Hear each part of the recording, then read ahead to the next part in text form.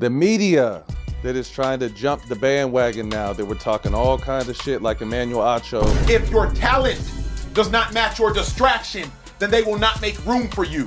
And some of you other motherfuckers that are trying to do amazing breakdowns now about how good Shedeur is, and we knew this was gonna be this, when a month ago you were talking shit and screaming and loud and wrong. If he wasn't black, I don't think he would have acted like this. You feel me? Because the culturally. But for real though, yo, like what white people don't, what white person you know carries himself like Shedeur? Jackson Dart got some swag to him though. So that Baker Mayfield or Johnny Manziel bravado that they got away with their whole careers, their rah-rah shit is okay because it's them, but let a confident young black man come in with the same confidence, someone who was raised for this, was trained for this, and it's arrogance. So all you motherfuckers, there's probably about 5 of us. Maybe I'll go to the second hand. I'm gonna say maybe I didn't see it. Maybe there was 10 of us that have been riding with this Sanders family from the jump, and now that Shedeur's doing this thing, all you punk asses stay on that side you pick, because we're not accepting no new entries. I talked to Dion, he said I can be in charge of the fan club. Fuck all y'all. Next subject. Fuck all y'all, my nigga said. That's right. Fuck all. In a campaign where almost everything has unraveled for the Cleveland Browns, one narrative continues to dominate the conversation, and it has nothing to do with wins, tactics, or a late-season revival. Instead, the spotlight has settled firmly on Shedeur Sanders, a fifth-round rookie quarterback whose on-field output remains limited, yet whose presence has sparked an outsized national debate. Carrying a famous surname, facing mounting skepticism, and operating under constant scrutiny, Sanders has somehow become one of the most polarizing figures in the sport. Despite modest numbers and a team struggling around him, the volume of attention, defense, and discussion surrounding his future has elevated him beyond a typical late-round rookie, turning his story into a symbol of expectation, patience, and controversy within a season otherwise defined by disappointment. Gable never played a game this bad. But and we wanted Dylan Gable out of there. But Dylan Gabriel never played as good as Shedeur either. Exactly right. Brother had 300-some yards, almost 400 yards. Exactly. Not 3 touchdowns. No, didn't forget it all. So you can't erase that. As a rookie, you're going to have good and bad. Correct. So, but I'm saying every time you have a bad game, you can't like panic more than if it has a good game. Every rookie we can sit here and talk about, we watch them have great games or really good games and terrible games. That's what rookie's all about. Because every game for a rookie is a new game. You take the good with the bad. We watched him last week look phenomenal. Yeah. And this week he looked terrible. That's what rookies do. Yeah. You keep slowly getting better. So I'm not going to critique him too much on this game. He looked terrible. Cool. Yeah. You move on from, you learn from it, go to the film room. Yeah. And next week Across 5 starts, the raw numbers paint a fairly ordinary picture. 5 touchdown passes, 6 interceptions, 946 passing yards, and a 1-3 record as a starter, hardly the profile of a Pro Bowl lock.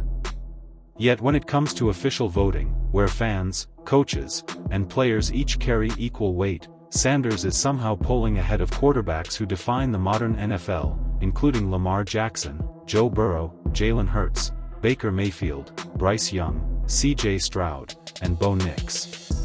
Even fellow rookies such as Jackson Dart and Cam Ward, both of whom have played more games and delivered steadier production, currently trail him.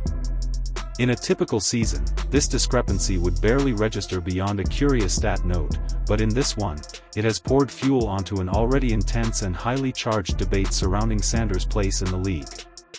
Man, Kevin Stefanski, was it like 11 quarterbacks over the last 4 years? Right. Damn, you can't find somebody that works. Right. Baker Mayfield looks pretty damn good without you. Okay? Yeah. You know, you see other quarterbacks, they're looking relatively decent without you. And you're looking at Kevin Stefanski, a 2-time coach of the year. What's the problem? And then I'm looking at here, Shedeur Sanders, all right? I can look at Shedeur Sanders, Jeff, CC, and blame them, right? My problem is, damn, Kevin Stefanski, does any quarterback work for you? If no one seems to work for you as an offensive mind at the quarterback position, how can I look at Shedeur Sanders? I might have to look at you and say, you might be the reason Shedeur Sanders is looking the way he is. Shedeur Sanders was not meant to arrive in the league under these circumstances. Once viewed as a possible first overall pick after his time at Colorado, his draft night instead turned into one of the most surprising falls in recent years. Selection after selection went by, with quarterbacks carrying far less hype coming off the board ahead of him, and by the time Cleveland finally called his name at pick 144 in the 5th round, the storyline had already flipped. What was once framed as the rise of a future franchise quarterback had quietly been rewritten into the tale of a prospect many around the league were willing to overlook. Browns are terrible front office. They are. Bad coach that makes bad decisions. I don't agree. I do, right? I don't live on the old. And I feel like right now, they're going to draft a quarterback. They mess up everything over there. What do they do good, though? You got a head coach that really don't like the superstar young quarterback. I feel like the owner made that decision to make Shedeur the starter for the whole year. The GM goes in the draft. He picks a 3rd-round quarterback. Then he picks a 5th-round quarterback. But the 5th-round quarterback is head and shoulders above better than the 3rd-round quarterback. So when you ask me, Acho, they messed up that whole quarterback situation. So when you talk about the future, I can't see anything positive for the Browns and the quarterback. What y'all are communicating, intentionally or unintentionally, is this. The Browns would have been better off not drafting Shedeur. That's not what we're doing. Well, I'm saying, why go out there and go get Dylan Gabriel and then go get Shedeur? A lot of quarterbacks were taken before Shedeur. The way they handled the quarterback situation lets me know. Training camp did little to clear Sanders' path, as he entered the Browns setup buried on the depth chart as the 4th-string quarterback behind established veterans and other young options, making it briefly feel as though his NFL journey might never progress beyond practice sessions. Then, as Cleveland so often proves, disorder created opportunity.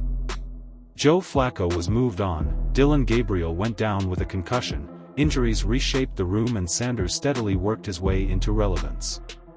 When he finally took snaps under center, he became impossible to ignore, not through outright domination, but through the spotlight that followed him. Every pass was dissected, every error amplified, every positive moment clipped and debated online.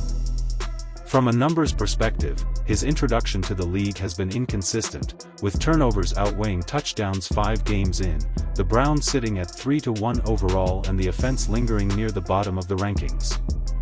Still, flashes of upside have been impossible to dismiss, beginning with a win in his first career start and peaking against Tennessee, where he threw for more than 360 yards and 3 touchdowns, showcasing the composure, arm strength, and self-belief that defined his college career.